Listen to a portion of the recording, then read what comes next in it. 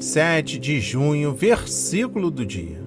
Leitura no livro de Salmos, capítulo 92, versículo 5.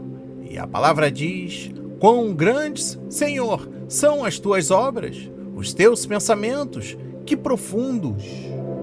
Amém.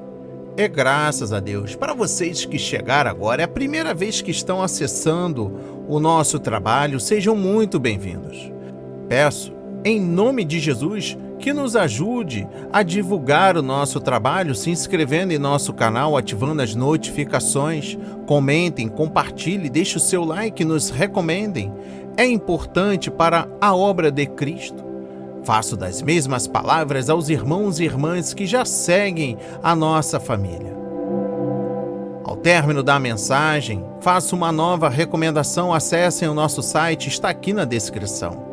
www.portalprontosocorro.com. Conheça o nosso trabalho, a nossa missão e também lhe encorajo a seguir as demais redes sociais. Amém e graças a Deus. Meditando e aprendendo com o versículo do dia, ao deparar-nos com a impotência do homem no Salmo 90, nós, nos dando conta do que Deus tem feito por nós, como podemos então evitar de exaltá-lo? Porque assim, quão grande, Senhor, são as tuas obras. Além de um sentimento de admiração, estas palavras refletem a atitude de um observador atento. O salmista, tendo falado das obras de Deus em geral, passa a falar mais particularmente de sua justiça no governo do mundo. Embora Deus possa adiar o castigo dos ímpios, ele mostra no devido tempo que, ao enganar seus pecados, ele não os ignorou ou deixou de percebê-los, embora exercite seus próprios filhos com a cruz.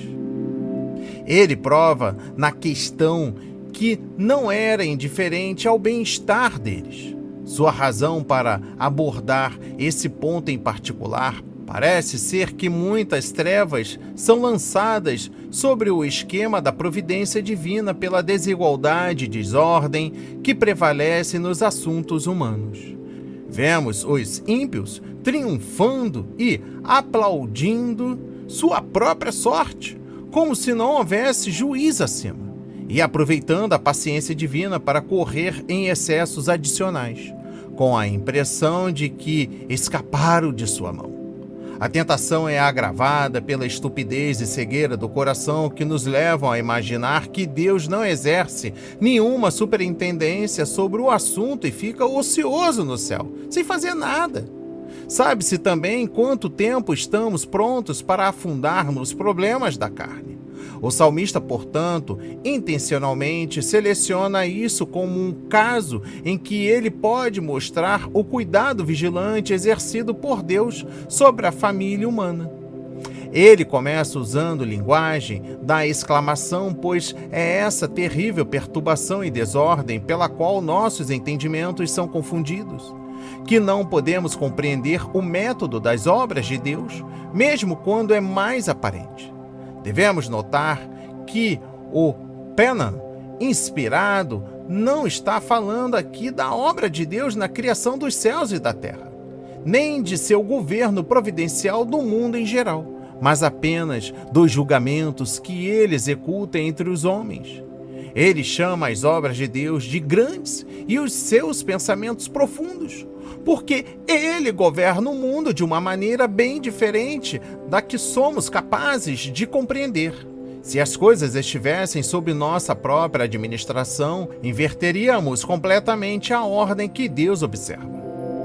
E, não sendo esse o caso, perversamente expomos a Deus por não nos apressarmos mais em ajudar os justos e em punir os iníquos.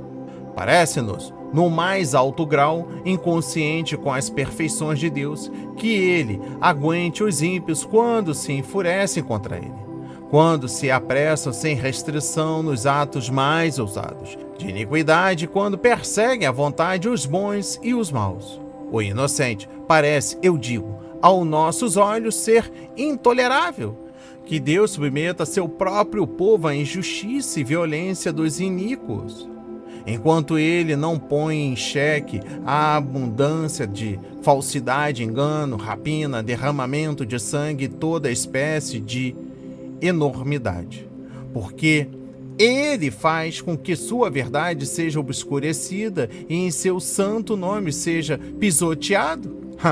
Esta é a grandeza da operação divina, a profundidade do conselho divino, cuja admiração o salmista provoca. Sem dúvida, é verdade que existe uma profundidade incompreensível de poder e sabedoria que Deus demonstrou na estrutura do universo, mas o que o salmista tem especialmente em vista é administrar um cheque, aquela disposição que nos leva a murmurar contra Deus, quando ele não segue nosso plano em suas providências providenciais.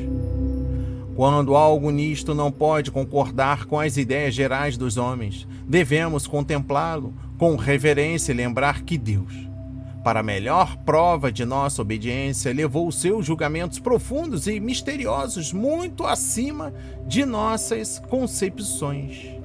E eu encerro o versículo do dia com o seguinte pensamento: é bem verdade que os melhores pensamentos, os mais lógicos, os mais originais, os mais corretos que você já teve, não são dignos de serem comparados com os pensamentos de Deus. Olhe para a natureza. As coisas que você vê na natureza foram, primeiro, um pensamento na mente de Deus e ele as moldou. Você já teve pensamentos como Deus teve na criação? Você olha para as estrelas e em seus pensamentos, elas são como meros pontos de luz. Seus pensamentos não são seus pensamentos. Porque quando você olha pelo telescópio, você descobre que são orbes majestosos e você mal consegue entender em sua cabeça que grande ideia Deus tem do céu. A mesma coisa acontece em sua mente em relação ao futuro. Leia as profecias e veja o que ainda está por vir. Os pensamentos de Deus sobre um novo céu e uma nova terra, muito acima dos nossos. Ainda não conseguimos entender o livro de Apocalipse, que nos dá parte do pensamento de Deus sobre o futuro. Temos que esperar até que os fatos expliquem por que os pensamentos de Deus estão acima dos nossos. Uau! Tome um assunto simples, como a ressurreição dos mortos. Enterramos aqueles que partem e seus corpos se dissolvem. O pensamento de Deus é que estes ressuscitem. A semente se tornará uma flor.